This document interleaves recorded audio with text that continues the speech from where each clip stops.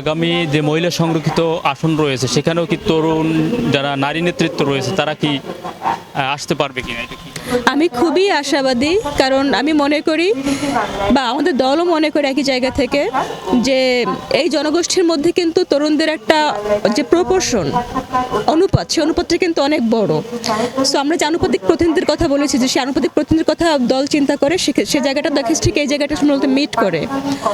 আর তার থেকে একটা গুরুত্বপূর্ণ যে ব্যাপার, সেটা হচ্ছে একটা প্যারাডাইম মাঝখানে চলে গেছে, যে বড় একটা পরিবর্তন হয়ে গেছে, যে ভোটবিহীন যে সরকার ব্যবস্থা সেটা একটা অবস্থা।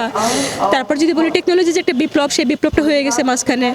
তারপর হচ্ছে মানুষের যে মনস্তাত্ত্বিক যে একটা অবস্থা, যে একজন 50 বছর বয়সী নারীর ভাবনা আর হচ্ছে একজন 25 বছর বয়সী নারীর ভাবনা কিন্তু এখন এক না। তাদের বাস্তবতা এবং এই যে গ্রুপটা, এই গ্রুপের বাস্তবতা কিন্তু এক না। তাদের সমস্যা এক না, এবং তাদের যে কর্মক্ষেত্র তাও কিন্তু আলাদা। সো এই প্রত্যেকটা জায়গায় যদি আমরা চিন্তা করি, তাহলে হচ্ছে অবশ্যই যে জাতীয় সংসদেও এই যে বয়সের যে পার্থক্য, আমরা সিনিয়রদের যে অভিজ্ঞতা, সেই অভিজ্ঞতার সাথে বর্তমান সময়ের যে চাহিদা, এই চাহিদার যে সমন্বয় আমরা দেখবো বলে আমরা খুব অত্যন্ত আশাবাদী।